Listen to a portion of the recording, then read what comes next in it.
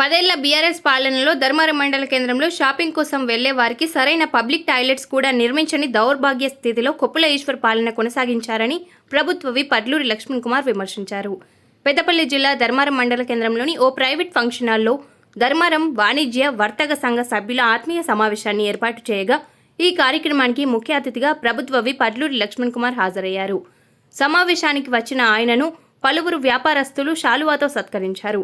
ఈ సందర్భంగా ప్రభుత్వ విప్ అడ్లూరి లక్ష్మణ్ కుమార్ మాట్లాడుతూ మాజీ మంత్రి కొప్పుల ఈశ్వర్ భూగర్భ కార్మికుడని మాజీ ముఖ్యమంత్రి కేసీఆర్ మాట్లాడడం హాస్యాస్పదంగా ఉందన్నారు. బీఆర్ఎస్ అభ్యర్థి కొప్పుల ఈశ్వర్ పేదవాడు ఎలా అవుతాడో చెప్పాలని డిమాండ్ చేశారు. కాంగ్రెస్ అభ్యర్థి వంశీ శ్రీమంతుడు కాదని పేద ప్రజల సేవ చేసేందుకే ఈ ఎన్నికల్లో పోటీ చేస్తున్నారని తెలిపారు. రానున్న పార్లమెంట్ ఎన్నికల్లో కాంగ్రెస్ పార్టీ అభ్యర్థి గడ్డం వంశీకి వర్తకులందరూ మద్దతు తెలపాలని కోరారు. ఇక్కడ ప్రాంతానికి సంబంధించిన వ్యాపారవేత్తలు కానీ ప్రజలు కానీ వస్తే టాయిలెట్స్ కూడా నిర్మించలేని దుస్థితిలో ఆయన పరిపాలన చేశాడు ఈ 10 సంవత్సరాలు. అంటే నేనే రాజుడు నేనే మంత్రిని, చుట్టూ ఒక 5 మా ఎంపీఏలు, కింద సామంతులు, ప్రతిదానికి ఒక రేటు, కమిషన్లు, ఎవరైనా ఎదురుదిగితే వాళ్ళ మీద కేసులు పెట్టియడము, ఏదో మీడియా వాళ్ళ మా వ్యతిరేక మాట్లాడితే వాళ్ళ మీద కేసులు పెట్టియడము. ఇది 10 సంవత్సరాలు రాజ్యం వెళ్ళాడు. రాజ్యం వెళ్తే మన ప్రజలు బుద్ధి చెప్పిండు. బుద్ధి చెప్పినప్పుడు ఇప్పుడు వచ్చామంటుండు మళ్ళీ నన్ను గెలిపియండి, శ్రీమంతుడి మధ్యలో పేదవాడి మధ్యలో పోటీ అంటుండు. కొప్పుల ఈశ్వర్ పేదవాడు ఎట్లయితారని చెప్పి అడుగుతున్నా కేసీఆర్ గారిని మాజీ ముఖ్యమంత్రి గారిని. కొప్పుల ఈశ్వర్ ఒక ట్రస్ట్ మెయింటైన్ చేసి కొప్పుల ట్రస్ట్ మెయింటైన్ చేసినటువంటి వ్యక్తి.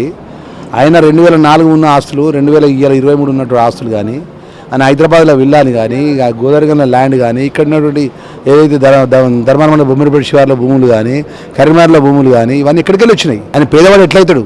కార్మికుడు అంటాడు. కార్మికుడు అంటే కార్మికులకు సంబంధించినటువంటి ఏ కార్మికుడైనా చనిపోతే ఆ కుటుంబానికి పోయి పరామర్శించి ఆ కుటుంబానికి ఏమైనా జీవనోపాధి కల్పించే విధంగా మంత్రిగా ఉండి ఏమైనా నిర్ణయం తీసుకున్నాడా? రాముడు ఎరువుల కర్మానికి సంబంధించిన ఎవరైతే బాధితులు ఉన్నారో, నష్టపోయిన బాధితులు ఉన్నారో వాళ్ళని పిలిపించి, సిపి గారిని పిలిపించి ఎవరైతే దళారులు తీసుకుంటారో వాళ్ళ టీఆర్ఎస్ పార్టీ నాయకులు వాళ్ళ దగ్గర ఉద్యోగాలు ఇప్పిస్తారు, పైసలు తీసుకున్నారు. అది పరిష్కారం చేయాలి. కార్మికుడు సింగరేణి బొగ్గు గాయలో ప్రమాదవశాత్తు చనిపోతే ఏ ఒక్క కార్మికులు ఇంటికి పోయి పరామర్శించలే.